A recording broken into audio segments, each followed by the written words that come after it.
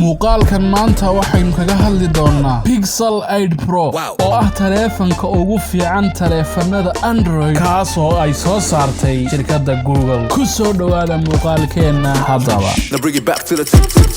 kani waa Pixel 8 Pro kaas oo u qaab design ee kana duwan taleefankii ka horeeyay ee Pixel 7 kaas oo ka samaysan aluminum lehna shaashad aad u weyn oo ah 6.7 inch sidoo kale ay u raacdo 120 Hz oo refresh rate sidoo kalena cabirka iftiinkiisu gaadhayo 2400 oo nit waxaana intaa u raaca battery aad u weyn oo ah 5000 mAh kaas oo ku haynaya in ka badan 8 saac maalinkii waxaana taleefankan shidaya mashiinka cusub ee Google kaas oo ah Tensor Generation 3 oo ah mid ka mid ah mashiinada ugu awoodda badan taleefanada haatan waxaana intaa ku raaca storage 3 nooc sidoo kale RAM 12 GB ah ayse u nimaadno dhanka software-ka taleefankan waa Android 14 kaas oo leh qaab shaashadeed iyo animation aad u qurux badan adiga oo heli doona 7 sano oo software update sidoo kale security update taleefankaas oo leh Face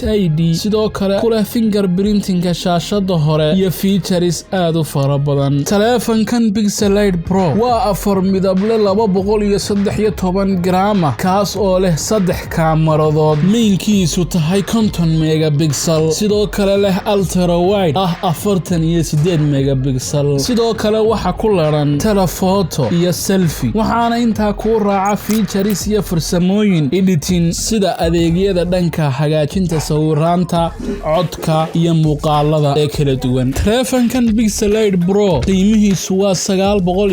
$999 ayse u nimaadno dhanka adeegyada taleefankan lagu soo kordhiyay adeega koowaad oo ah thermal heat kaas oo ah sensor cusub oo aad ku eegi karto hadba xaraarada ama heerkulka meel ama shay adeega labaad isana waa summarize oo ku ogolaanaya taleefankan inaad ku soo koobto artikalada ama maqaalada kala duwan ee ku qoran mareegaha internetka sidoo kale waxaad awood u leedahay haatan inaad turjunto koolka qof adigoo isticmaalaya adeega live translation sidoo kale waxaad haatan adiga oo taleefankaaga saaran kara sawir aad ku samaysay ee ayga awoodna u leh inaad hesho adeega loo yaqaano speech to text Soomaali ahaana ah turjumaada tooska ah waxa kale oo intaa ku raaca adeegyada dhanka editingka oo ay ugu muhiimsan yihiin Magic Editor oo ku ogolaanaya inaad sawiraantaada edit garayso iyo sidoo kale Magic Eraser oo isna ku ogolaanaya inaad si fudud u tirto sawiraanta tusaale ahaan qof ama shay waxaana intaa ku raaca Audio Magic Editor oo ku ogolaanaya inaad edit garayso codadka aad ku duubto taleefankan sidoo kale waxaad haatan awood u leedahay inaad saxdo sawiraanta adigoo isticmaalaya adeega Best Takes waxaana intaa u raaca taleefankan VPN ku dhisan sidoo kale adeega Circle Search iyo adeegyo kale oo aad u fara badan oo aynan ku soo koobi karin muuqaalkan oo ay u badan yihiin adeegyada dhanka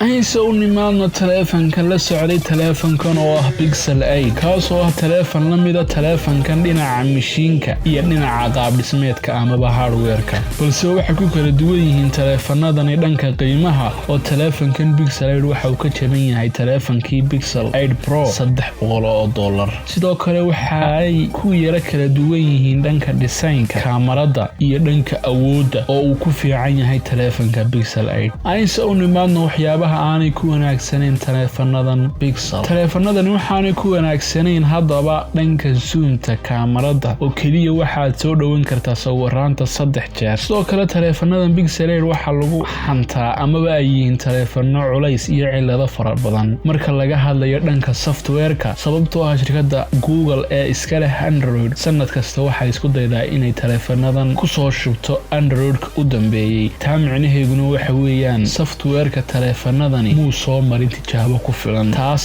oo ay ka dhigan tahay in ciladaha aad kala kulmi doontaa ay badan doonaan sida ay ahaayeen taleefanadii ka horeeyay ee Pixel 7 iyo Pixel 6 sidoo kale taleefankan adeegan lagu suuq geynaya